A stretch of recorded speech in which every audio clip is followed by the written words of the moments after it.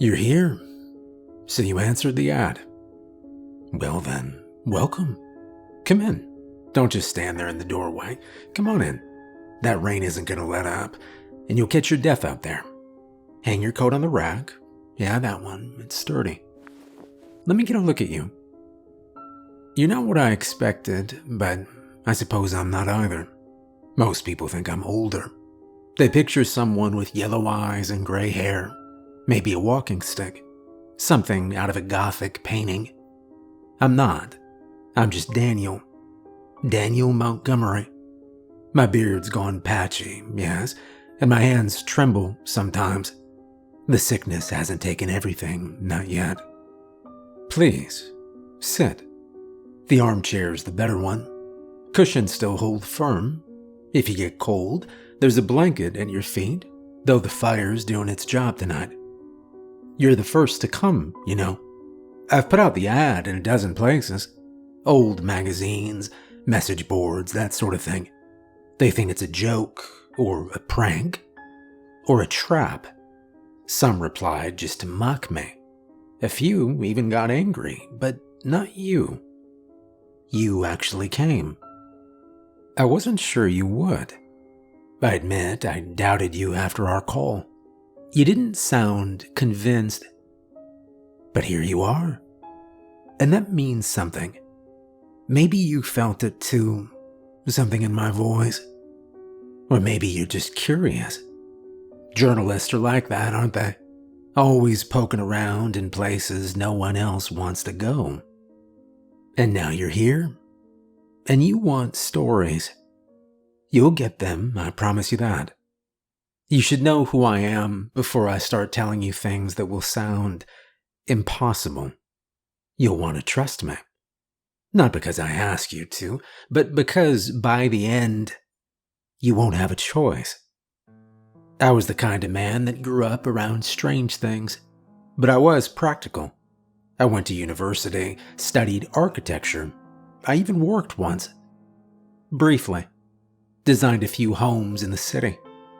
Nothing special. But when my father died and left me this place, I came back. I didn't mean to stay at first.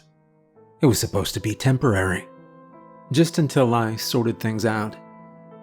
That was a very long time ago. But I'm getting ahead of myself again. Let's start with the house. It was built in 1891, long before I was born, before even my father was born. It was my grandfather's doing, his project, his pride, back when it was even bigger than it is now. There was a tower, a carriage house, and a proper conservatory. Most of it's gone, burned down, sealed off, buried under vines. But the bones are still here, still holding on. People used to ask why he chose this land. It's far from town, tucked between hills, and the soil is poor. You can't grow anything here. Even grass fights to stay green. But he knew something. He always knew more than he said. There's a place in the woods just behind the west side of the house. Not a clearing, more like a circle. The trees bend away from it. Nothing grows in the middle. Not even moss. He built the mansion beside it. He was careful at first. You have to be with places like that. That's not a garden plot out there. It's older than this country. Older than bones. A threshold, some called it. A kind of seam. 1 foot in our world. 1 foot in another. The old families knew about it. They left offerings. Coins, fruit, bits of iron. They said the land needed balance. That you had to give if you wanted to take. But grandfather, he didn't believe in offerings. He believed in contracts. And he made a bargain. Not with a ghost. Not with a spirit.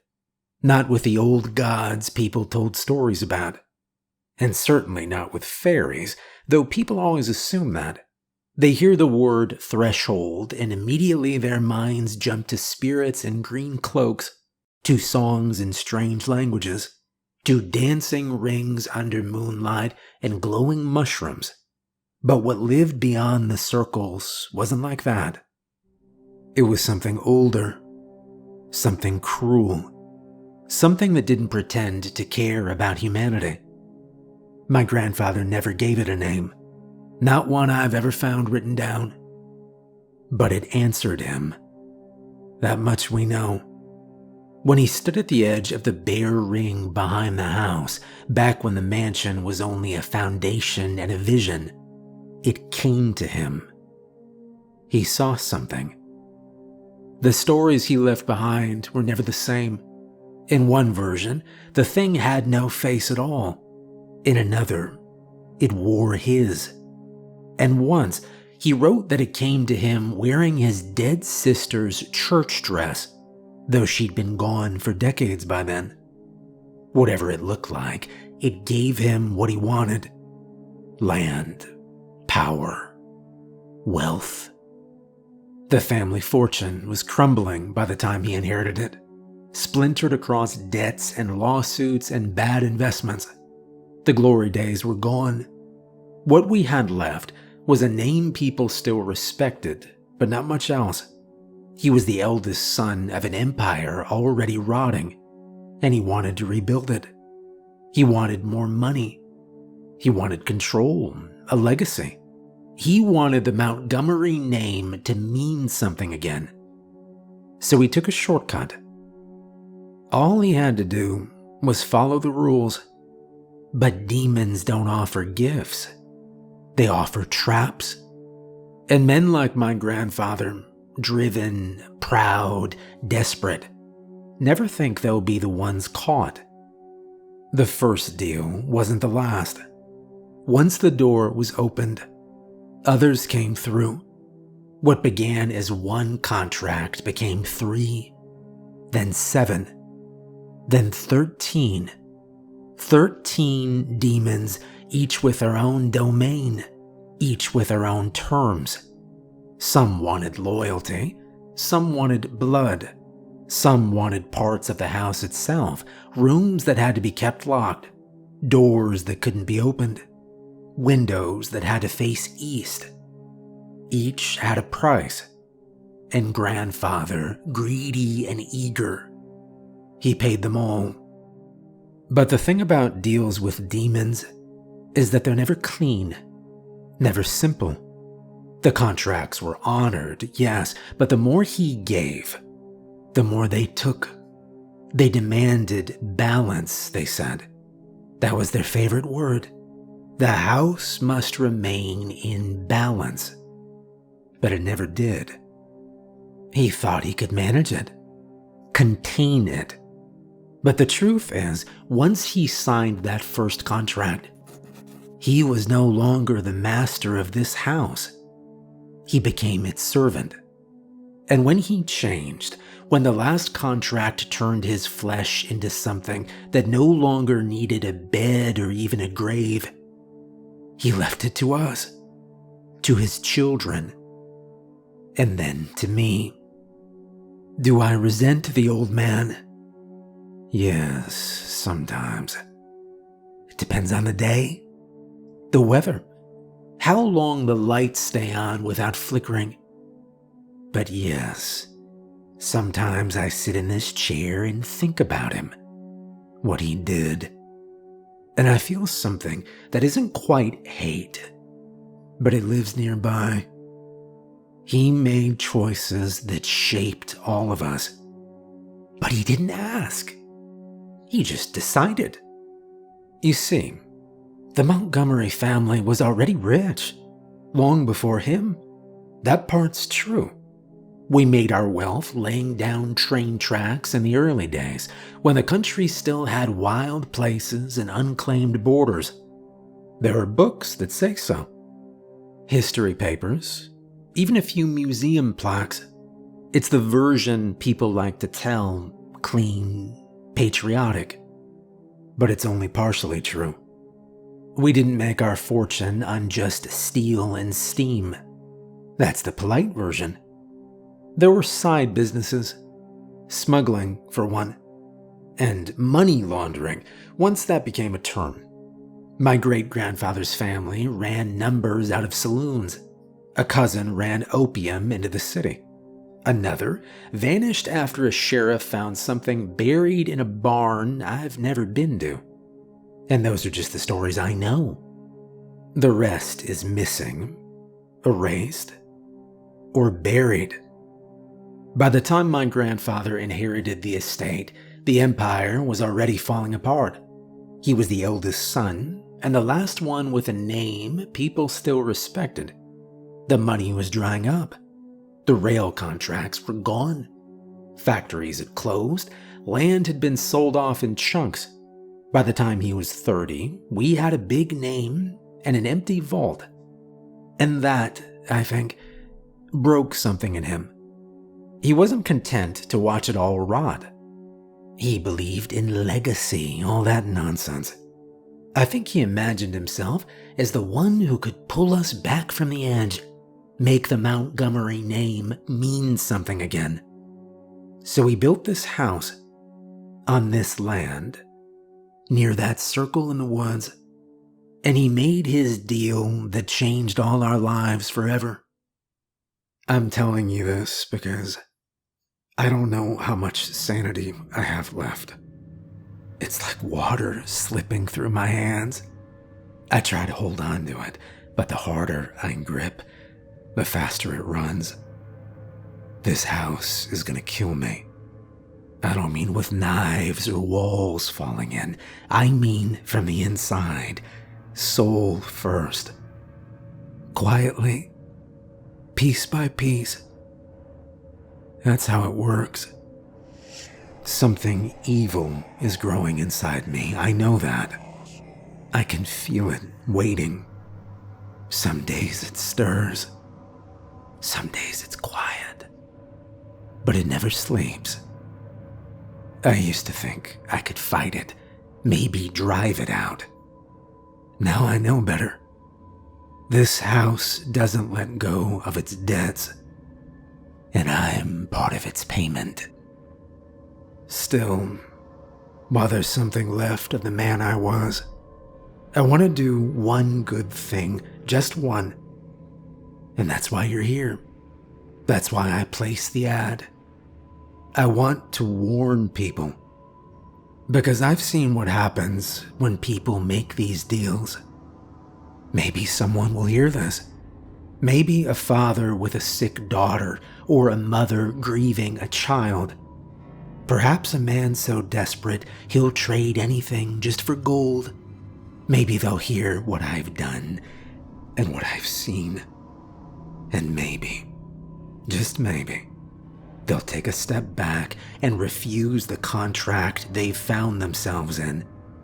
Because once you sign with a demon, there's no fixing it. No canceling, no undoing, no plea for mercy. They don't care about fairness or regret. They don't care what made you desperate. All they care about is the signature. And once they have that, they own you. So, these are my stories. You better get comfortable. It's pouring outside now, but the fire's warm. It's gonna be a long night. Now you're probably wondering what happened to my grandfather. Most people do, once they hear enough to know he's the root of it all. He's the one who laid the first stone, who found the circle in the woods.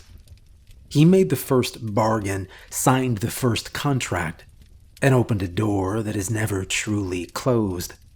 He tied the house to himself, and himself to the house. And the two have been feeding off each other ever since. But his end, if you can even call it that, it's not simple. There's a lot I still don't know. Not because I haven't looked, but because some of the knowledge was never written down, and the rest was hidden. Most of what grandfather did is lost to secrecy, and no one has ever managed to piece together the full picture. except maybe for Mary, his wife. She was always quiet, always watching, wore gloves even in the heat of summer, sat for hours by the east window with her tea untouched. She never spoke directly of the rituals, but I think she saw things no one else could. My father, he used to say she whispered into the fireplace when she thought no one was around. And he said it like a joke, but I could tell it made him uneasy. She never told me what she knew, not even near the end. And now she's gone, buried in the family plot beneath a crooked oak that hasn't grown an inch since the day they laid her down. But grandfather, no, he never left. He never died, not properly. What happened to him was worse. He changed. There's a step on the grand staircase, the 7th one from the bottom. It looks like the others, carved from the same dark wood. But if you step on it carefully, you'll hear that it's hollow. There's something hidden inside it. His heart. It was removed as part of the ritual, cut out clean, treated with oils and salt, wrapped in cloth that smells like old blood. It's kept sealed in that step, pulsing faintly when the house is quiet enough to listen. The spell kept him alive for 7 more years, just like the demon promised. 7 more years to walk, speak, and rule over his family like a king. But magic like that always twists. Always. He got his time, but when the clock ran out, his body didn't fade. It stayed. Or at least, parts of it did. The rest changed. Over the years, my grandfather stopped being a man and became something else entirely. And now he crawls beneath the floorboards. He doesn't walk anymore. He slithers. He drags what's left of his limbs through the crawl spaces and passages that run beneath the mansion. He weaves between the stones of the foundation and the ancient dirt they were set into. He lives there now, not because he wants to, but because he has no choice. The transformation wasn't sudden.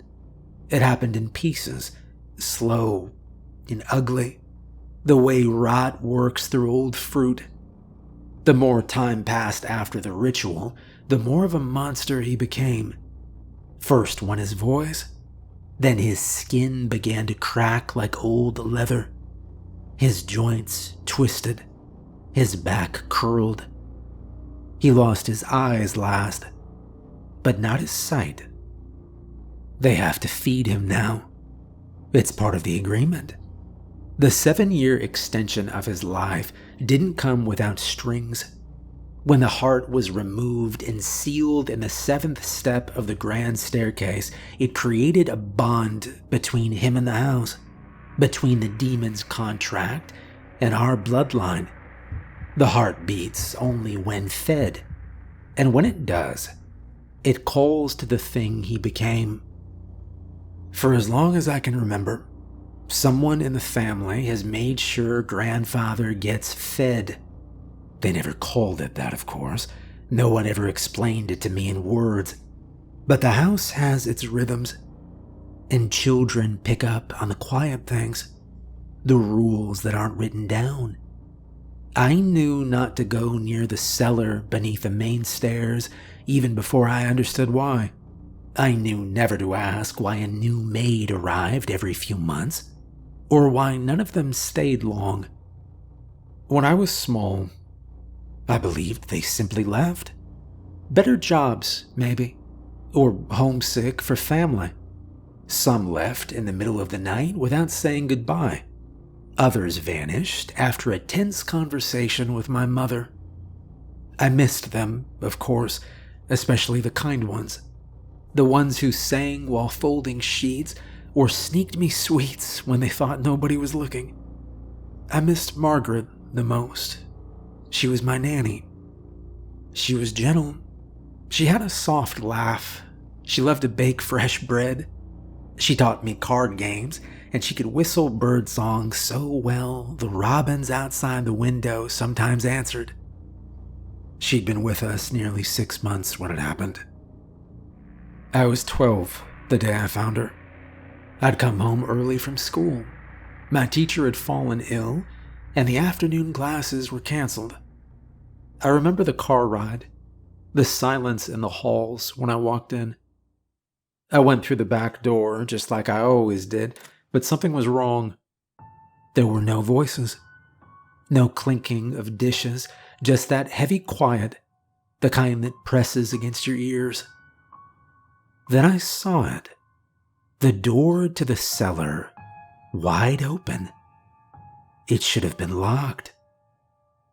And I went down. The air was damp and sour, the walls slick with moisture. The light from the stairwell stretched just far enough to catch her on the ground. Margaret, crumpled like a broken doll, her limbs twisted at strange angles, one leg pinned beneath her, as though she'd fallen or tried to run. Her apron was torn, and her face was frozen in a kind of terrible surprise, her eyes bloodshot and staring toward the stairwell. And she wasn't alone. Curled beside her, hunched low to the stone floor, was something that moved but didn't look alive. It was slick in places, dry in others, like cracked hide stretched over something once human. It had hands, broken fingers, and it was holding her wrist, pulling her arm up towards its mouth. I could hear it chewing, wet, slow, grinding. And when it raised its head, I saw part of a face I recognized, buried beneath the decay. It was him. It was my grandfather. I ran, of course. I didn't scream. Something felt too loud for a place like that. I just turned and ran back up the steps, didn't stop until I was outside, standing in the garden with mud on my shoes and shaking so hard I thought I'd fall over. No one ever talked about it. Not my mother, not the staff, not even the police, because no one called them. Margaret's name wasn't ever spoken again, and by the next week, we had another nanny whose name I chose not to learn. I never went near that cellar again. But the practice continued, all the way into my adulthood. There was always someone new, always someone brought in and later taken down. The same path, the same locked door, the same hollow step pulsing faintly, with a rhythm only the house can feel. Because my grandfather never died. He was extended, postponed, changed. And now he must be fed. That's the thing about demons. They keep their promises, but never the way you expect. Grandfather asked for more time, and he got it. 7 more years of breath and command, 7 years to rebuild his empire, to taste control again. But when the last year ended, he didn't die. The body stayed, but the man was gone. What was left crawled beneath the house, hungry and hollow, feeding on what it could catch. He got what he asked for, though, just not in the way he thought he'd get it. Demonic contracts are always true but twisted. The terms are honored to the letter, never the spirit. And once you sign, they don't break the deal. They bend you to fit it. There's something I should tell you about the family pet. It's a softer story than the others, the kind I don't get to tell very often. Most things in this house rot over time. Most things are poisoned by the rules, or touched by the contracts, or warped into something ugly. But not the dogs. Somehow they've stayed good, even in a place like this. Every child born into the Montgomery family is given a dog, always a black one, always male, and always named the same. We don't pick them out. They just come. No one ever talks about where they're bred, or how they arrive, or who teaches them to sit and stay and guard the doors. One day there's no dog, and the next he's waiting on the steps, head high, eyes calm, tail still, like he's been there all along, just waiting for you to notice him. And it's always the same dog, not just the same breed or the same name. I mean the same dog, reborn again and again, for every child who's born into this family. It sounds mad when I say it out loud, I know that. I wouldn't believe it if I hadn't seen it for myself. But I have. My dog's name was Bishop. My father's dog was Bishop. So was my grandfather's. All of us had him. And he never aged, not really. He'd stay for as long as he was needed. As long as the child had not yet become something else. Childhood seemed to be the limit, that invisible border between being protected and becoming a protector. If a child passed in infancy, so did Bishop, curled quietly beside the cradle like a shadow turned to sleep. My Bishop came when I was 6. I remember opening the back door one winter morning and finding him sitting in the snow, calm as anything, like he belonged there. He didn't bark. He didn't run. He just waited. My mother opened the door and said nothing. She only stepped aside and let him in.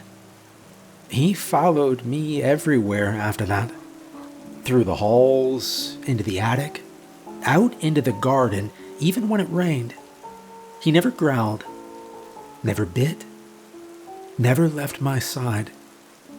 At night, he'd sleep at the foot of my bed, paws crossed, head resting on them like a statue carved out of coal. Bishop was more than a pet. He was a guardian.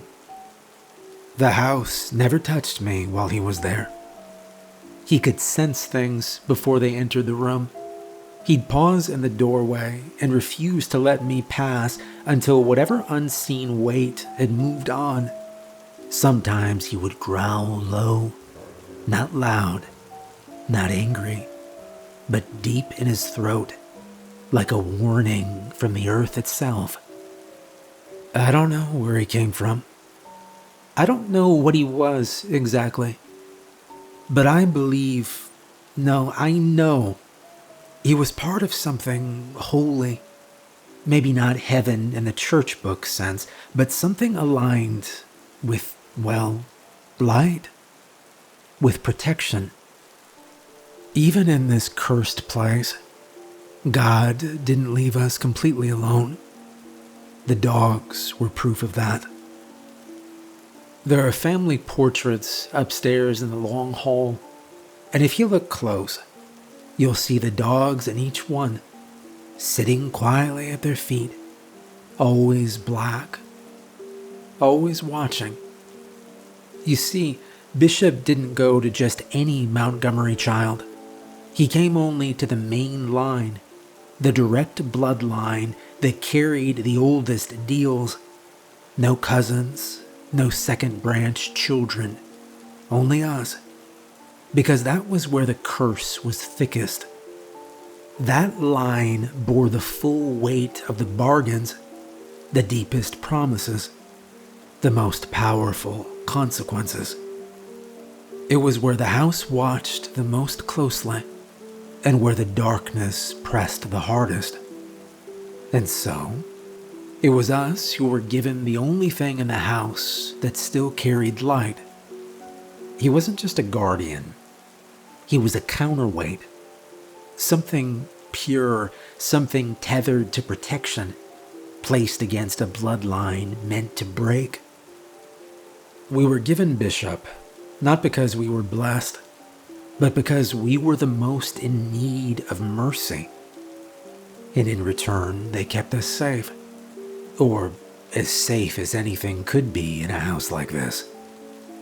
Looking back, it's strange how nobody ever questioned it. Not really.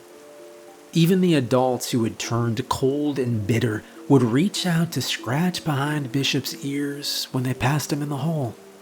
It was one of the only things that made them soften. And just for a moment, they'd smile. I think we all understood, even if no one said it aloud. He was the one thing the demons didn't touch. I've thought about that a lot over the years. How strange it is to have something so pure tied to a bloodline like ours. A family that has done terrible things. Broken laws, both man-made and otherworldly, traded pieces of themselves for things that should never have been theirs. And yet this one kindness remained. The black dogs were not part of the bargains. They were not summoned, not conjured, not bought. They simply came, each one a new beginning, and yet always the same spirit, returned again and again as if some force beyond our understanding looked down at us, at our ruined line, our cursed home, and said, "Let the child have this." Bishop died when I was 19. He passed in his sleep, curled in the corner of the room where the sun hit the floor. I woke up and found him still, his body warm, but his eyes closed. I didn't cry, not then. I just sat with him for a long time, one hand on his fur, and waited until the silence felt like peace. He'd done his job. He'd kept me safe for as long as he could. He'd waited until I'd become a man, still young enough to make mistakes, but old enough to make the right decisions. And even now, I like to think he's still out there, waiting for the next child, waiting to be born again. That is the sweetest story I'm going to give you tonight. I don't have many of those. Every generation, one Montgomery child must be claimed by the root. That's what they call it, claimed, as if it's a calling, something divine. But what it really means is this: one of us is buried alive beneath the oldest oak on the estate. The tree demands it, and in return, it gives us something we were never meant to have. Life pulled from death.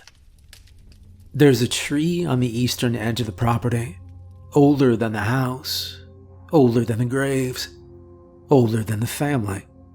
Its bark is darker than the others, rough and split, like something burned its skin and left it halfway healed. The roots rise above the soil in places, thick as a man's leg and cold to the touch, even in the heat of summer. The branches stretch wider than they should, casting shade where there's no sun. It doesn't just grow, it waits. The tree only blooms once every generation. The fruit it bears is unlike anything I've ever seen.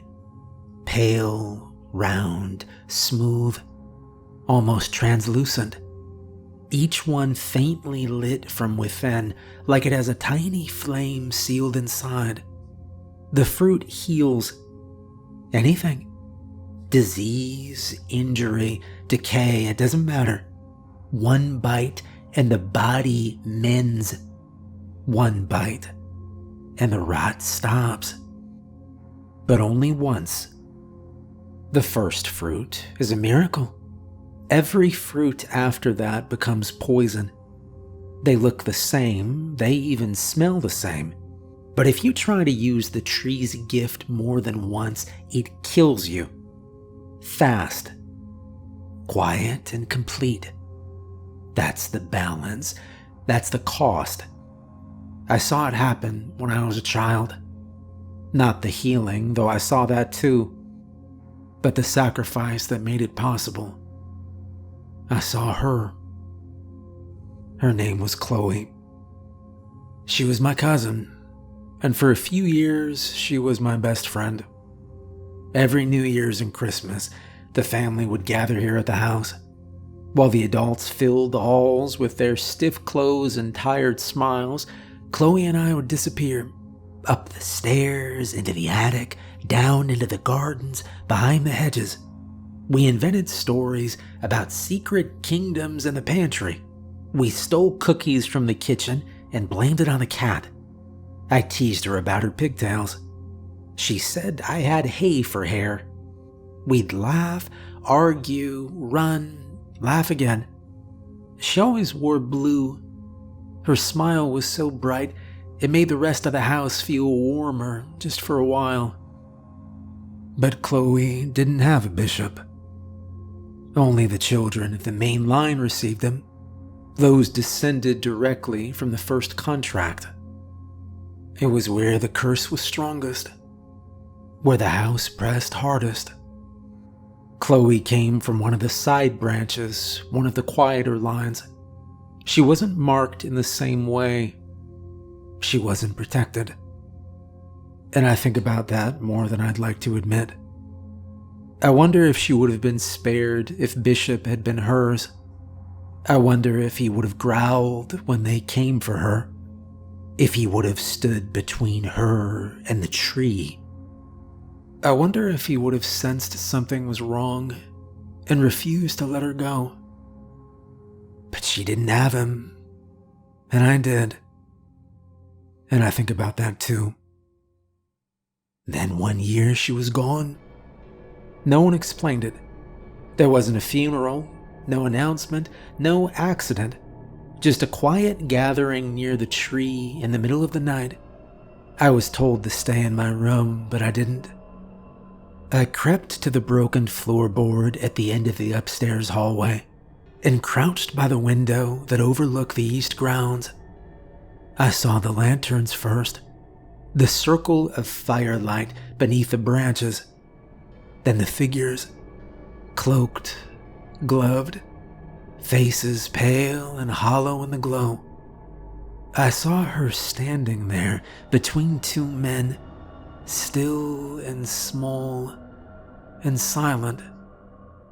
Chloe didn't cry. She didn't scream. She just stared straight ahead, like she'd already been swallowed by the soil. They lowered her into the earth by rope, one around her waist, one around her ankles. The pit wasn't deep, but deep enough. They covered her slowly by hand, like planting something precious. 3 days later, the tree bloomed. My uncle harvested the fruit at dawn.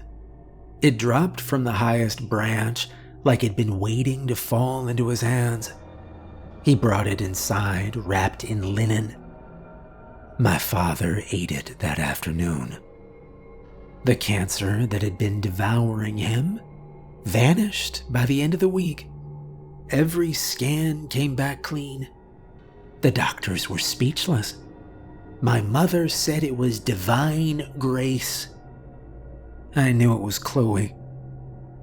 And something changed in my father after that.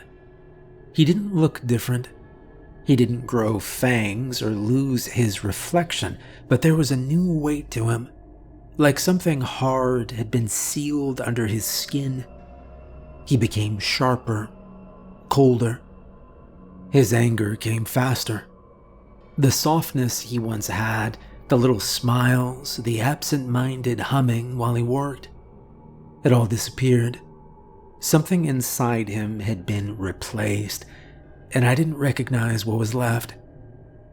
I won't go into the details. I still dream about Chloe sometimes.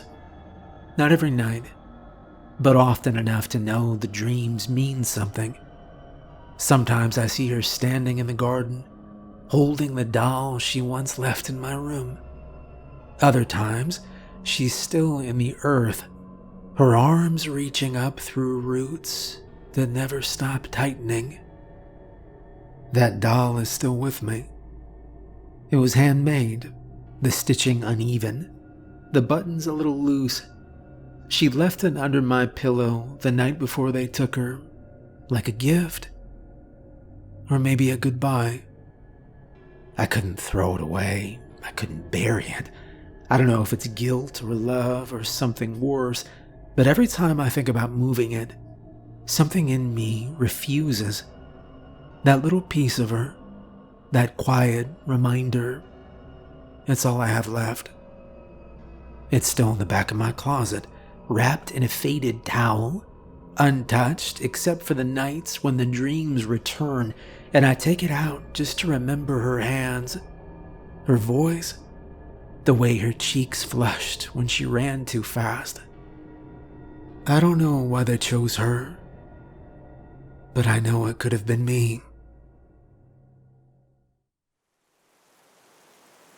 I must die here.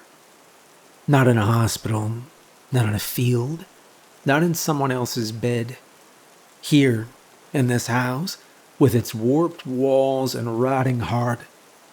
It has to be here, because this is where the curse lives, and this is where it must end. I will die here, and I will bear no children. There will be no Montgomerys after me. I made sure of that. It started as a decision. Then it became a mission.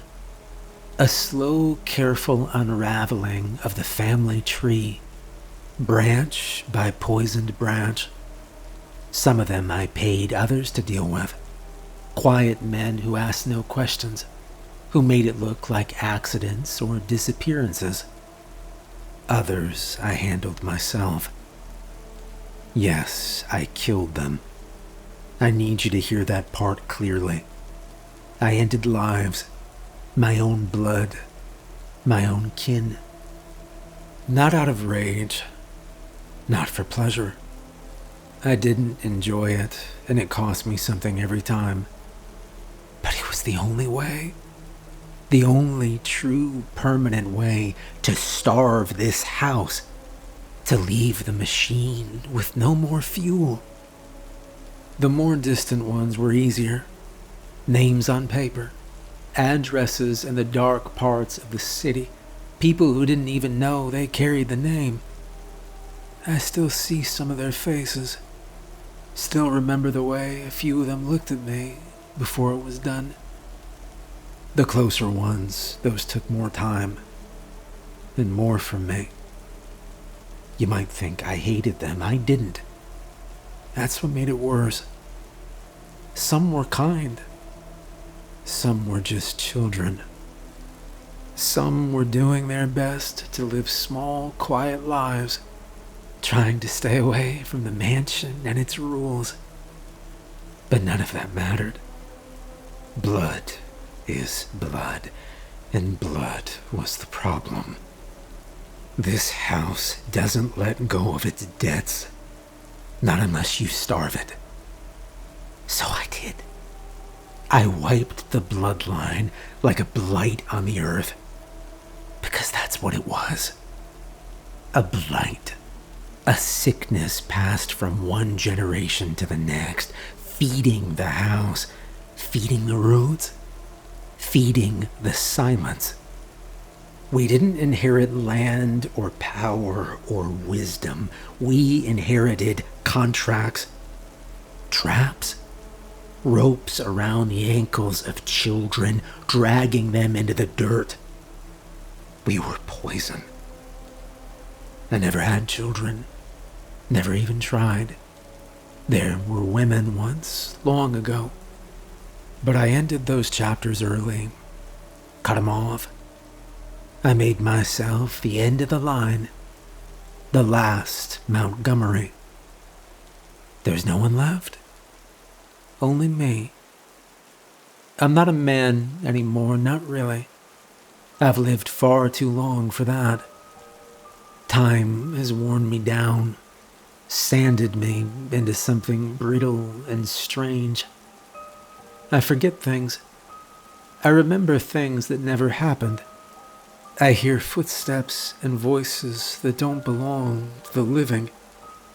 I haven't left the grounds in years. I am 102 years old. You believe that? Some days I feel older than the house. Some days I feel like I'm part of it. Maybe I am. Maybe this is what happens when you stay too long.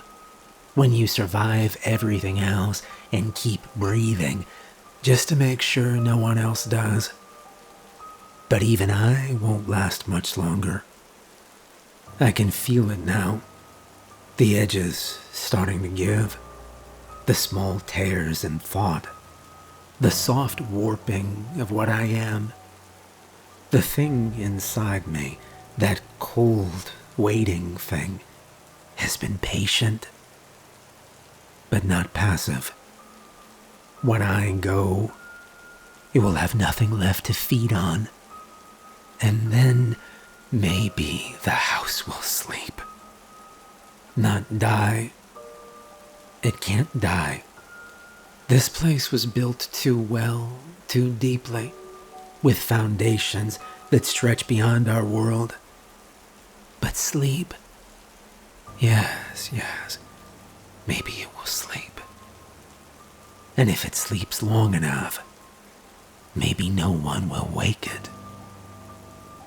But that's why I'm telling you this. That's why I placed the ad. You need to understand what this place is, what it does. This house isn't haunted. It's not cursed in a way old folks whisper about when the lights go out. It's a machine, a system, a living, breathing engine of deals and debts and endless exchange. It feeds on names. It feeds on blood. It rewards, but only to trap. It heals, but only to hollow.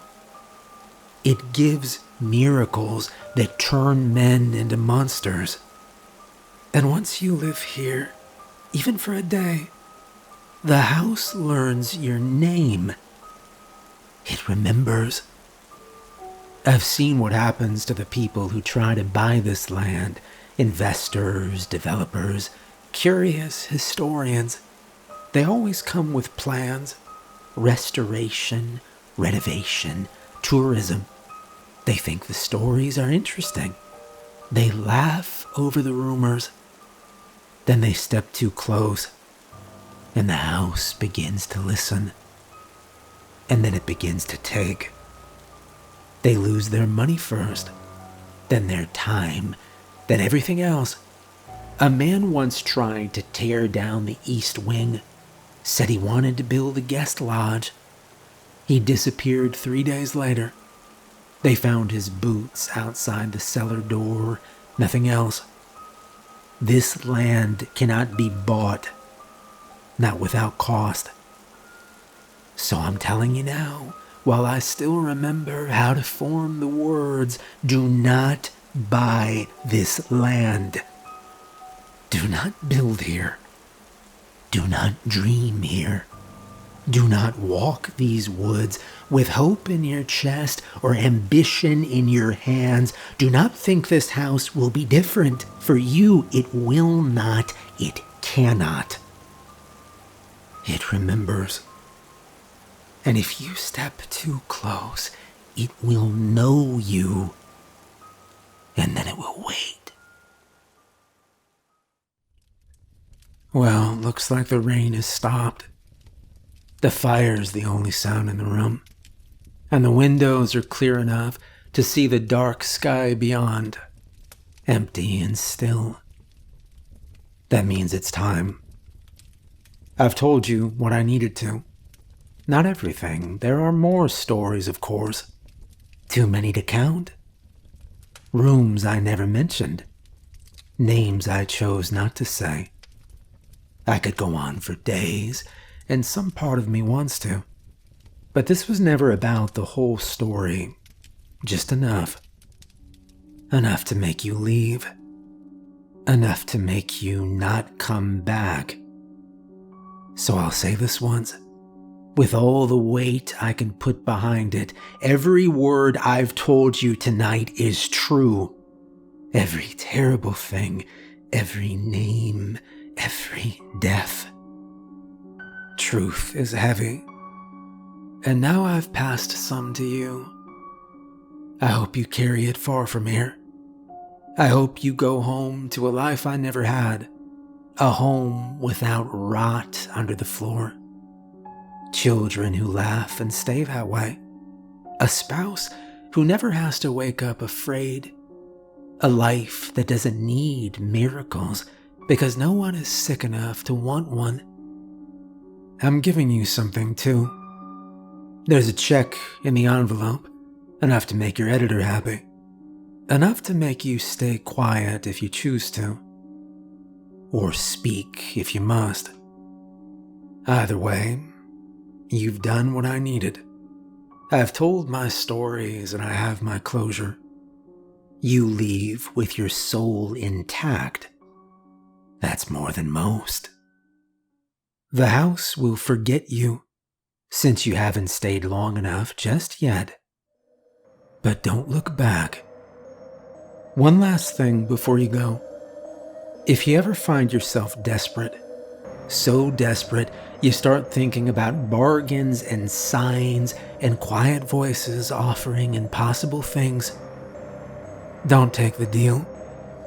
No matter how kind it sounds, no matter how gentle it seems, there's always a price, and it's always more than you can bear.